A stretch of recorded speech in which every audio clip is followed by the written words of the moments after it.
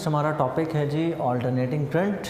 एक ऐसा करंट जो अपनी पोलैरिटी को चेंज करता है, जो अपनी वैल्यू को मुसलसल चेंज कर रहा होता है। लास्ट चैप्टर में हमने पढ़ा था एक topic that was alternating current generator, एक ऐसी डिवाइस जो मैकेनिकल एनर्जी को इलेक्ट्रिकल एनर्जी में कन्वर्ट करती है।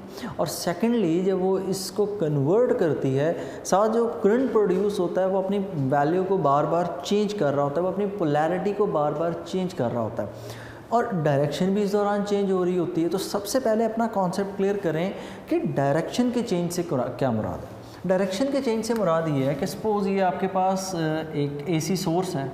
हाँ, यहाँ पर अब ऑल्टरनेटिंग करंट के लिए हम बैटरी यूज़ नहीं करते। हम ऑल्टरनेटिंग करंट के सोर्स को शो करने के लिए हम इस तरह का सिग्नल ड्रॉ करते हैं। हम ये इसका मतलब है दैट इज़ एसी सोर्स। जिस तरह डायरेक्ट करंट का सोर्स होता है बैटरी, तो इसी तरह एसी सोर्स के लिए हम ये सिंबल यूज़ करते हैं। This is called AC source. AC supply use करते हैं लैब के अंदर ना। तो अब इसको अगर हम कनेक्ट करें एक सर्किट के अंदर, तो वो सर्किट की आपको कुछ शेप यूँ मिलेगी कि ये आपने सर्किट के अंदर कनेक्ट कर दिया। एक तरफ थे आपने पॉजिटिव टर्मिनल, एक तरफ नेगेटिव। अब होगा यूँ कि यहाँ पर आपने लगा रखी है रेजिस्टेंस। ऑब्वियसली सर्किट के अंदर कोई ना कोई रेजिस्टेंस तो लगानी है, so that there will be a potential difference and current will flow through it. So अब यहाँ पर इस सर्किट के अंदर करंट फ्लो करेगा। सपोज करें कि इस वक्त ये टर्मिनल पॉजिटिव है, ये टर्मिनल है नेगेटिव।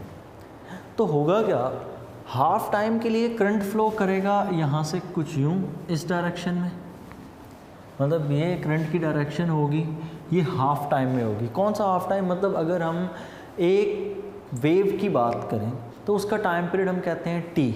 तो हाफ का मतलब ये है कि 0 से लेकर t/2 टाइम तक, from 0 to t/2 time current की डायरेक्शन ये रहेगी। लेकिन जैसे ही आप थोड़ा टाइम और गुजरेगा तो करंट अपनी डायरेक्शन को कर लेगा रिवर्स। कैसे, उसके लिए अलग से डायग्राम ड्रॉ कर लेते हैं। तो यहाँ पर दूसरी डायग्राम ड्रॉ करें तो यहाँ पर क्या है, वही सर्किट, वही सारा सेटअप, लेकिन अब की बार क्या होगा, करंट अपनी पोलैरिटी को चेंज करेगा। और करंट जब अपनी पोलैरिटी को चेंज करेगा तो वो ऑपोजिट डायरेक्शन में मूव करना शुरू कर देगा कि उसके जो पॉजिटिव और नेगेटिव टर्मिनल्स हैं वो अपनी पोजीशन को स्विच कर लेते हैं। और जब आप स्विच करेंगे तो ऑब्वियसली यहाँ पर पॉजिटिव आ जाएगा, यहाँ पर नेगेटिव। अब जो सर्किट के अंदर करंट फ्लो करेगा, अब सर्किट के अंदर करंट ऑपोजिट डायरेक्शन में फ्लो करेगा। अब करंट के फ्लो करने की डायरेक्शन कुछ यूँ होगी और यहाँ से होता हुआ ये कंप्लीट सर्किट यूँ बनेगा। तो अगर आप इसको ड्रॉ कर लें तो ये होगी करंट की डायरेक्शन।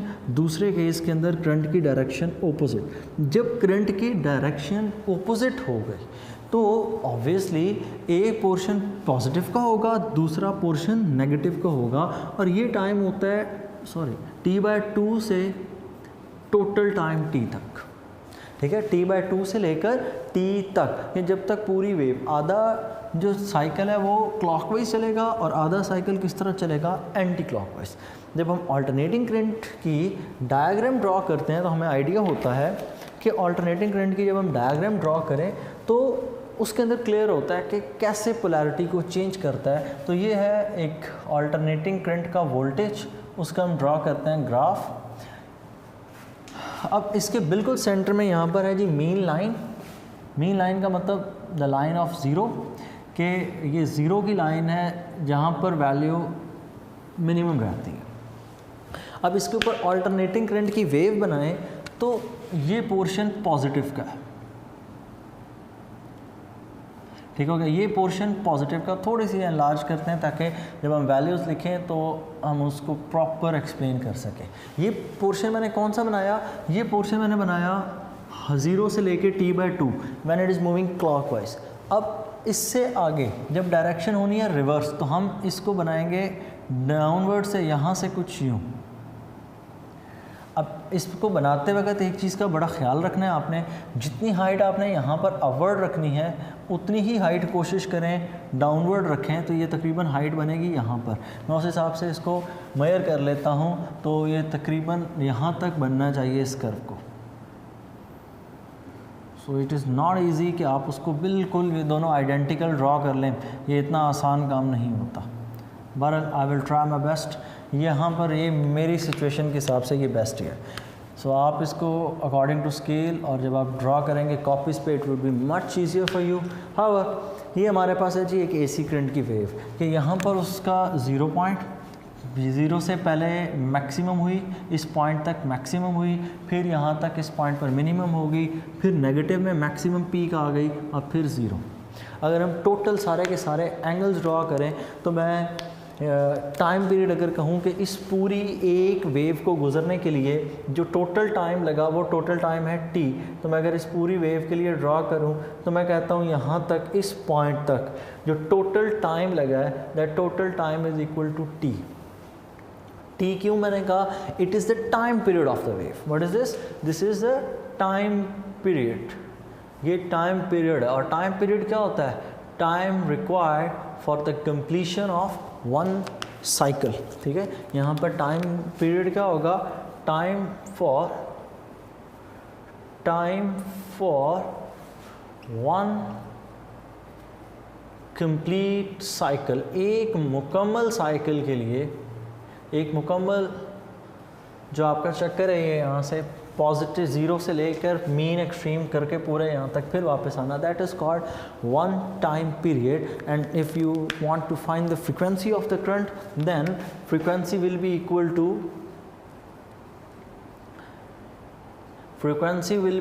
टू f उसका सिंबल और that will be the inverse of the time period. So f will be equal to 1/t। और यहाँ से अगर एक MCQ डिस्कस करें, the product of frequency and the time period is 1। ये बड़ा इंपॉर्टेंट MCQs है। Frequency into time period is equal to 1। ठीक है कि इन दोनों का आंसर यूनिटी होता है because both are the inverse of each other. अब यहाँ पर सिचुएशन फिर देख लें, ये जो आपने ड्रॉ किया that is the voltage of alternating current. ये ऑल्टरनेटिंग करंट का असल में क्या चीज़ है? ये उसका वोल्टेज है और उसका वोल्टेज अपनी वैल्यू को मुसलसल चेंज करता है।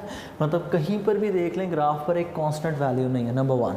नंबर 2, इसके अंदर कहीं पर उसकी डायरेक्शन वो कांस्टेंट नहीं है, वो अपनी डायरेक्शन को बार बार चेंज करता है कि एक दफ़ा पॉजिटिव साइकिल है फिर नेगेटिव, एक दफ़ा क्लॉकवाइज के लिए आपने यहाँ पर बना लिया और एक दफ़ा आपने किसके लिए बना लिया? Anti clockwise. नाउ अब आप इसके ऊपर टाइम पीरियड को कवर करें 0 से लेकर ये t/2 t तक पूरा।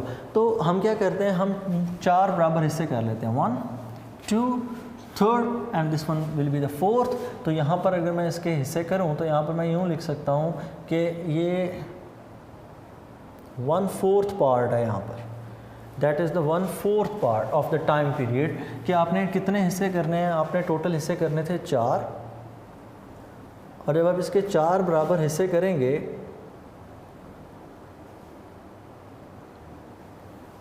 तो आपके पास सिचुएशन कुछ यूँ होगी, तो अगर हम 4 इसके बराबर हिस्से करें तो आप जब लिखेंगे तो इस हिस्से को क्या लिखेंगे? t/4 कि 4 में से एक हिस्सा, इसको क्या लिखेंगे? 2t/4। सो जब हम इसको करेंगे तो आपको क्लियर हो जाएगा ये कॉन्सेप्ट भी। तो ये देखें जी, मैंने इसको 4 बराबर हिस्सों में डिवाइड कर दिया। टोटल टाइम t 1 2 3 4 पोर्शंस की है। मैं उन चारों पोर्शंस को लिख देता हूँ ताकि आपको कन्फ्यूजन ना हो। पोर्शन नंबर 1 2, ये पोर्शन नंबर 3 और ये पोर्शन नंबर 4। अब इन चारों हिस्सों में देखें तो यहाँ तक इस पोर्शन तक टोटल टाइम कितना होगा? 1/4। तो यहाँ तक जो टोटल टाइम गुजरा होगा that will be equal to 4 में से एक हिस्सा गुजर चुका होगा 1t/4।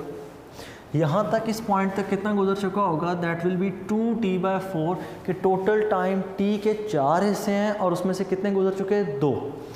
यहाँ तक कितने गुजर चुके होंगे? 3t/4, 3 क्वार्टर्स उसके गुजर चुके हैं कि टोटल 3 है उनमें से, टोटल 4 है उनमें से 3 गुजर चुके हैं। यहाँ तक कितने गुजर चुके होंगे? ऑब्वियसली यहाँ पर होगा 4t/4, 4 के 4 हिस्से गुजर चुके।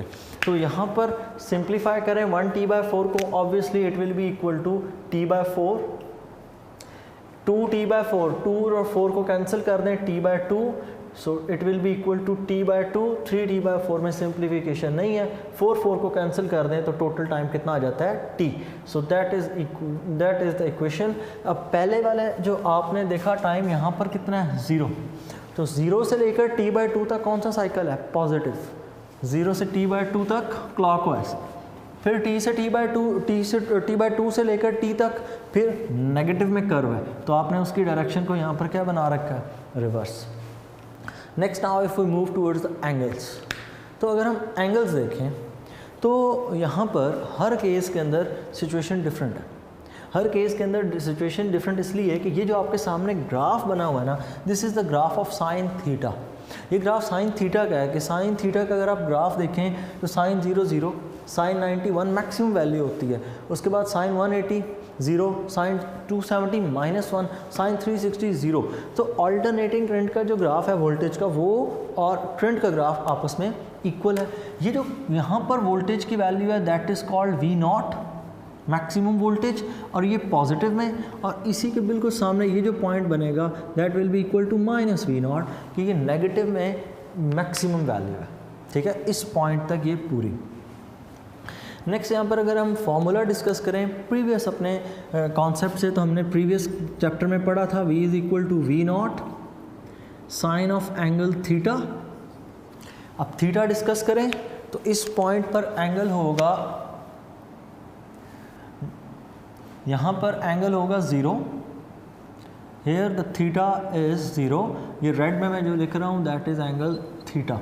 सो 0, यहाँ पर जो एंगल होगा दैट विल बी 90, यहाँ पर जो एंगल होगा दैट विल बी 180, इस पॉइंट पर जो एंगल होगा दैट विल बी 270, और यहाँ पर ये जो एंगल है दैट इज़ 360 डिग्रीज। सो क्योंकि ये एक पूरी रेवोल्यूशन है, और पूरी रेवोल्यूशन के अंदर हमें पता है पूरी रेवोल्यूशन के अंदर एंगल कितना होता है 360। थोड़ा सा इस बात को सोचें मैंने ये बात कैसे लिखी है। आप इस पोर्शन को यहाँ से मूव करवा के इसके नीचे ले आए, it will become a circle. ठीक हो गया, it will become a circle just like this. अगर मैं इसको ट्राई करूँ बनाने की, तो ये आपने कुछ यूँ पढ़ा है कि ये है सर्कल, इस सर्कल को आपने कर दिया 2 हिस्सों में डिवाइड, इस पोर्शन को नीचे से पकड़ें और मूव करवा दें आगे। जब इस पोर्शन को आप आगे मूव करवाएंगे ऑब्वियसली आपने क्या किया, आपने यही वेव बना लेनी, और इसमें ये पॉइंट 0, ये 90, ये 180, यहाँ पर नीचे 270 और ये पॉइंट 360। तो 0 और 360 इकट्ठे होते हैं। ऑब्वियसली जब अगली वेव ने शुरू होना है तो उसका 0 यहाँ पर होगा, तो ऑब्वियसली 0 और 360 इकट्ठे होंगे।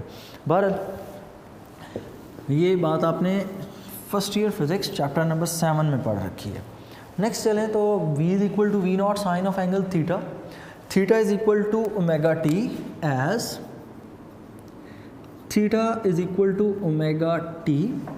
सो we can say that V is equal to V0 sin omega t, where omega is equal to 2 pi f, as omega is equals to 2 pi f।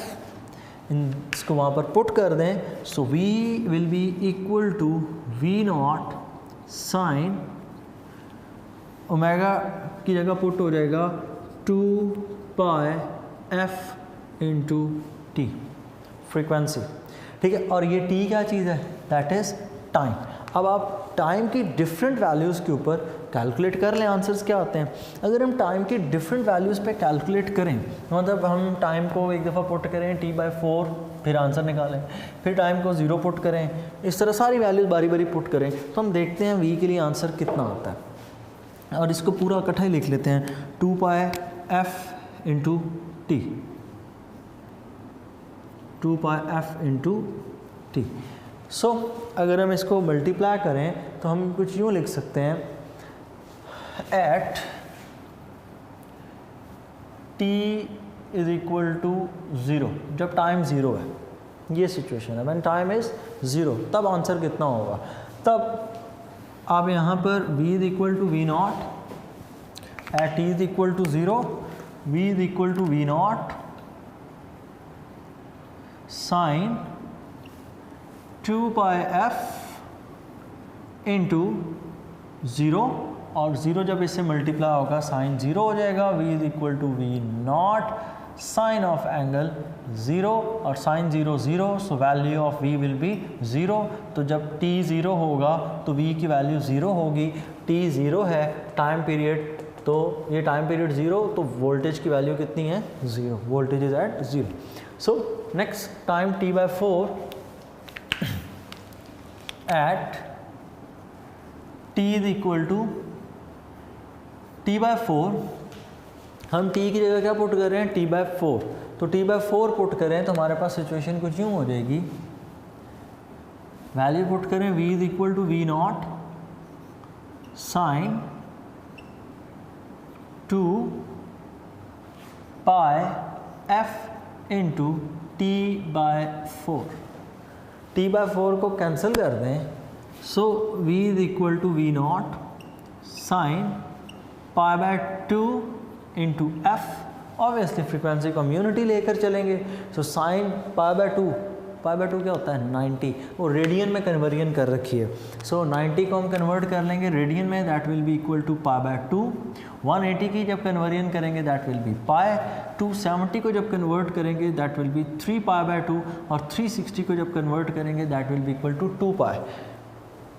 आप लोगों ने ये कन्वर्जन किस तरह करनी होती है, तो आप एंगल थीटा इन डिग्री को मल्टीप्लाई करते हैं पाई ओवर 180 से, सो आपके पास जो आंसर आ जाता है that will become in radiance. तो ये π/2 रेडियन है, पाई रेडियन, 3 π/2 रेडियन। तो अगर मैंने यहाँ पर 3 π/2 निकाला तो मैंने 270 यहाँ पुट करना है, कैंसलेशन करेंगे तो हमारे पास थीटा कन्वर्ट हो जाएगा। फ्रीक्वेंसी को यूनिटी लेकर चलें, so v will be equal to we naught, so v किसकी इक्वल आ जाएगा वी नॉट, बिकॉज साइन 90 किसकी इक्वल होता है 1 maximum.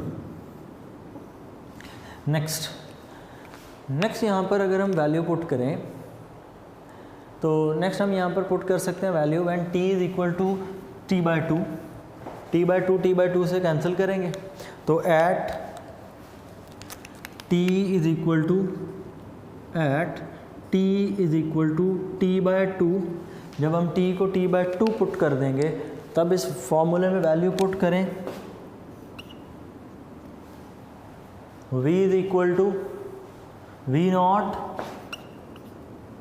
Sign 2 pi f into t/4, और अब t/2 पुट करना है तो t/2 को 2 से कैंसिल कर दें, यहाँ पे रह जाएगा sine pi, sine 180 is 0, so v will be equal to 0 कि जब आप टाइम t/2 होता है तब आंसर कितना आता है आपके पास वोल्टेज का 0।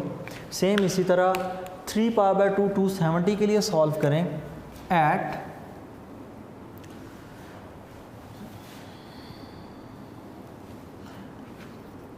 एट 270 डिग्रीज, 270 पे सॉल्व करें तो v इज इक्वल टू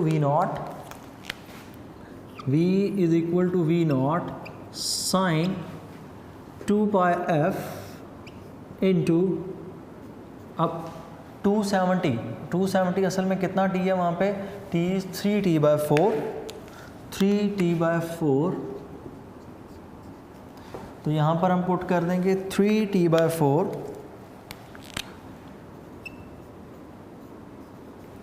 अच्छा, अगर आप ये कैंसिलेशन करवा रहे हैं ना तो ये f की कैंसिलेशन हम किस तरह कराते हैं, f इंटू टी, f और t किसकी इक्वल है यूनिटी 1 की इक्वल, यहाँ पर f 0 हो जाता है, तो यहाँ पर भी जब आप लिखेंगे तो 4 इसको कैंसिल, f इंटू टी, मैंने बताया f इंटू टी किसकी इक्वल है 1, तो v is equal to we not sine, ये हो जाएगा 3 π/2 साथ f इंटू टी और वो 1 की इक्वल है, 3 π/2 270, तो साइन 270 -1, तो -1, तो v will be equal to -we naught, तो 270 पर आपका आंसर किस में आएगा, आपका आंसर आ रहा होगा माइनस में। लास्ट आ गया हमारा फॉर्मूला, कितने एंगल पे, लास्ट हमारा फॉर्मूला आ जाएगा 360 डिग्रीज पे, तो अगर हम एट 360 डिग्रीज या 360 डिग्री पर हमारा टाइम पीरियड t पूरा complete at t is equal to t, जब आप टी को टी पुट कर रहे हैं इस फॉर्मूले में, सो v is equal to we not sine 2 pi f into t, simple, f into t 1, 2 pi 360 and 0, so v की वैल्यू जो होगी t पर that will be equal to 0 degree 0, तो आपके पास वोल्टेज कितना हो जाएगा 0, कितने t पर। तो ये हैं कुछ कैलकुलेशंस जो कि आपको पता होनी चाहिए कि किस तरह से हम इनको टैकल करते हैं, किस तरह हमें पता चलता है कि वोल्टेज की वैल्यू कम हो रही है, वोल्टेज की वैल्यू ज़्यादा हो रही है। तो आपने क्या करना होता है, सिंपल वो टाइम पीरियड पुट कर दें। देखें थीटा आपको पता है तो थीटा पुट कर दें, अगर थीटा नहीं पता, एंगुलर वेलोसिटी पता है वो पुट कर दें, टी पुट कर दें, इंस्टेंटेनियस टाइम उस लम्हे का टाइम पुट कर दें, तब भी हो सकता है। ओमेगा नहीं पता, 2 पाई एफ करके पुट कर दें। और अगर आपको एफ भी नहीं पता तो फिर आप क्या करें, आप इस फॉर्मूले को मज़ीद यूँ लिख सकते हैं, F is equal to 1/t, तो आप इस फॉर्मूले को लिख सकते हैं v is equal to we not sine 2 पाई/t इंटू टी, ये भी लिखा जा सकता है इसको। सो कोई भी मेथड आप चाहें तो यहाँ पर यूज़ कर सकते हैं। अब ये था ये हमारा टॉपिक, इसका अल्टरनेटिंग करंट का पहला टॉपिक। अल्टरनेटिंग करंट क्या होता है वो हमने सीखा। अल्टरनेटिंग करंट एक ऐसा करंट है जो अपनी वैल्यू को चेंज करता है और अपनी पोलैरिटी को भी चेंज करता है। पोलैरिटी चेंज का मतलब अपनी डायरेक्शन को रिवर्स करता है।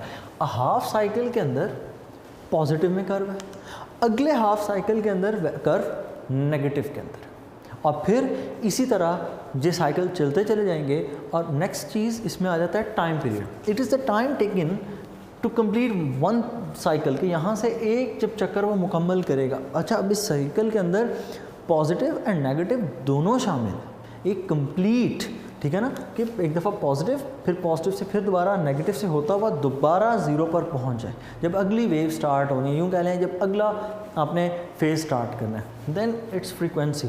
फ्रीक्वेंसी क्या चीज़ है? Frequency number of waves in 1 second, कि एक सॉरी यहाँ पर अगर जब आप करेंगे तो वेव्स तो नहीं लिखेंगे, आप कहेंगे number of cycles in 1 second.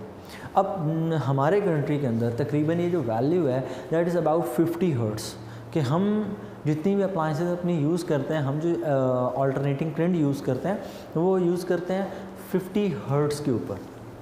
Next, frequency हमेशा टाइम पीरियड की इन्वर्स होती है, तो f is equal to 1/t, t को मल्टीप्लाई कर दें, f into t is equal to 1, कि frequency into time period is equal to unity. Next हमने ड्रॉ किया ग्राफ। ग्राफ के अंदर हमने क्या किया, हमने एक तरफ पॉजिटिव पीक बना दी, एक तरफ हमने नेगेटिव पीक बना दी। हमने देखा कि 0 से 90 तक इंक्रीज़ है, फिर 90 से 180 एंगल तक डिक्रीज़ है, फिर 180 से 270 तक 90 में पीक है। ये 170 तक ये नेगेटिव में पीक है, ये बात याद रखनी है यहाँ पर, कि ये मिनिमाइज़ नहीं हो रहा, ये बढ़ रहा है। सिर्फ और सिर्फ क्या हो रहा है, चूंकि डायरेक्शन रिवर्स हो रही है तो हमने इसको नेगेटिव साइन लगा रखा है, हमने उसे बिलो द ज़ीरो लाइन बना रखा है। ये जो ज़ीरो से ऊपर वैल्यू है पॉजिटिव कंसिडर होती है, और आपको पता है below the zero line negative consider होती है। नो नेगेटिव है नहीं, सिर्फ और सिर्फ डायरेक्शन की वजह से उसको नेगेटिव हमने कह रखा है। नेक्स्ट इसके अंदर हमने 270 से 360 की तरफ एक दफ़ा फिर डिक्रीज़ मिल रहा है। अक्सर लोग इसको समझते हैं ये increase, it is not increasing, it is not increasing, it is decreasing, कि वो करंट की वैल्यू 270 से 360 की तरफ जाते वक्त कम हो रही है। वो ग्राफ की पीक बेशक ऊपर की तरफ जा रही है, लेकिन नेगेटिव में ये मैक्सिमम वैल्यू है ये पॉइंट। तो ये पॉइंट कौन सा है? That is the value of minimum point. ये आंसर देखें 0 जब टी है टाइम पीरियड। फिर वो टाइम पीरियड की डिवीजन किस तरह हमने की, हमने एक वेव बनाई पूरी, उसको लिए टोटल टाइम लगता है टी। ऑब्वियसली एक वेव का टाइम पीरियड होता है, हमने उसके 4 बराबर हिस्से किए। ये उन 4 में से पहला हिस्सा, ये 4 में से दूसरा हिस्सा मतलब आधा, ये जहाँ तक 4 में से 3 हिस्से हो गए, और यहाँ पर 4 में से 4 पूरे हो गए। 4 से कैंसिल करके हमने उसके ऊपर लिख दिया था 1। ये formula v equal to we not sine omega t, ये प्रीवियस चैप्टर में हमने सीखा था जब हमने अल्टरनेटिंग करंट जनरेटर को पढ़ा था। वहाँ पर हम फार्मूला यूज़ करते थे E is equal to E naught sine of angle theta, कि E is equal to E naught EMF, क्योंकि उस कॉइल के अंदर रेजिस्टेंस कोई बैटरी नहीं लगी हुई कि जिसने सप्लाई करना है करंट, तो जारी बात है जितनी EMF होगी उतना ही वोल्टेज होगा। Assuming that the resistance of the coil is 0, सो वहाँ से अगर हम v के लिए फॉर्मूला लिखें तो v is equal to we not sine of angle theta, theta को हमने रिप्लेस किया ओमेगा टी, ओमेगा की जगह हमने पुट कर दिया 2 पाई f, और अगर इसको पुट करें तो v is equal to we not sine 2 pi f into t.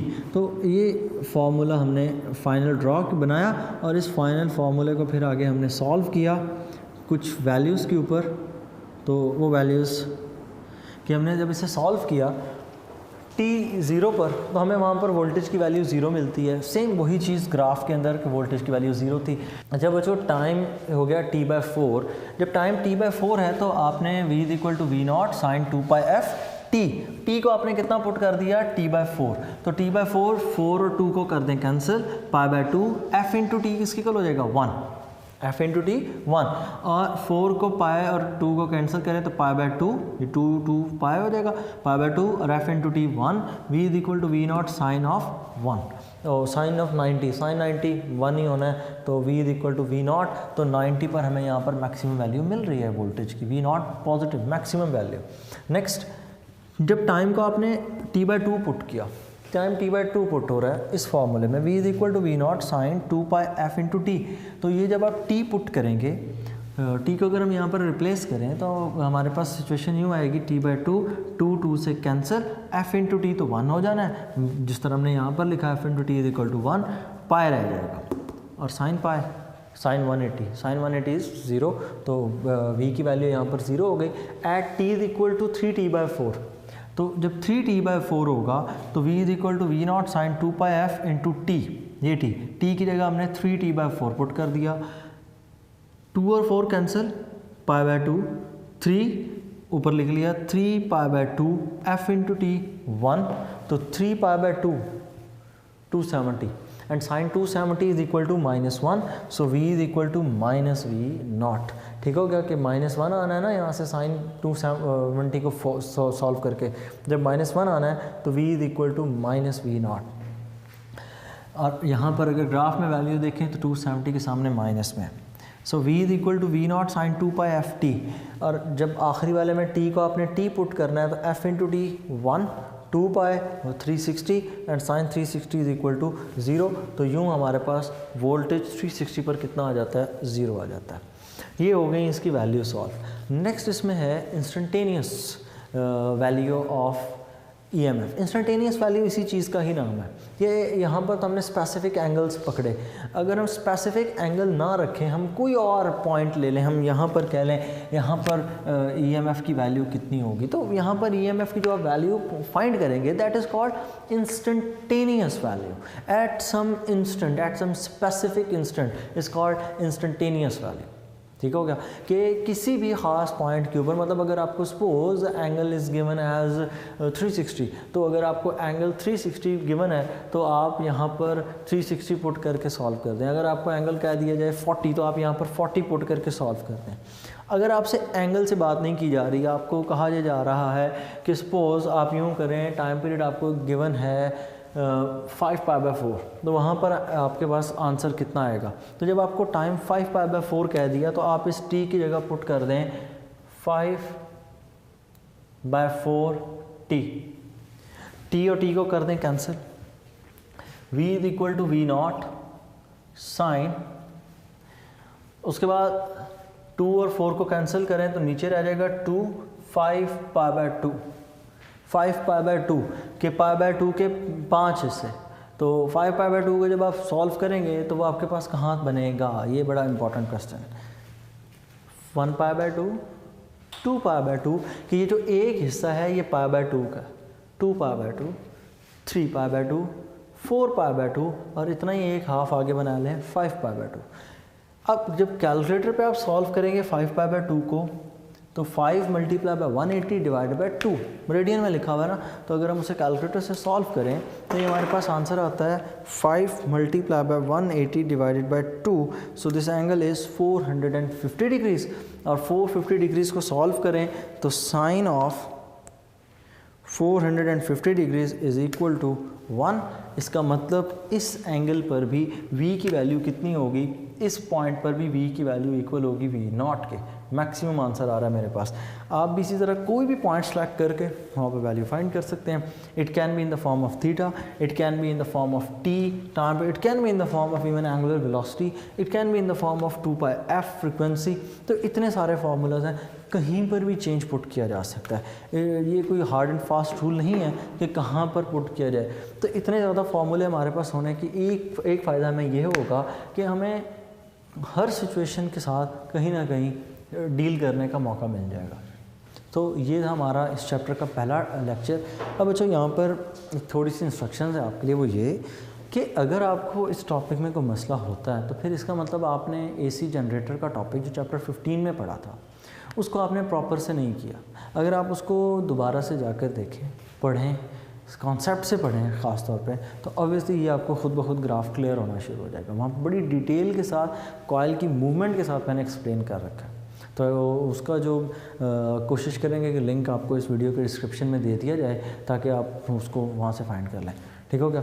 तो फिर भी उसको एक दफ़ा पढ़िएगा, उसको अपने आपके पास नोट्स होंगे, बुक्स होंगी, कहीं से भी कोई स्टफ। तो एसी जनरेटर का टॉपिक आता होगा तो ये मुश्किल नहीं है, और ये टॉपिक अगर आपको आता होगा तो आगे चैप्टर की बेस बननी है। अगर ये टॉपिक नहीं आता तो भूल जाएँ आगे कि आपको चैप्टर याद हो जाएगा बड़ी आसानी से। नो, चैप्टर आपको जगह जगह पर तंग करेगा। तो इसलिए कॉन्सेप्ट से पढ़िएगा चैप्टर, बाकी पिछली पूरी थ्योरी जितनी आपने पहले 4 चैप्टर पढ़ रखे हैं उनसे हट के, तो ज़रा सा डी ट्रैक हुए नहीं तो पूरा चैप्टर हाथ से गया नहीं। और इस चैप्टर की इंपॉर्टेंस भी बोर्ड पॉइंट ऑफ व्यू से बहुत ज़्यादा है। सो इसको कॉन्सेप्ट से पढ़िएगा। अल्लाह हाफिज़।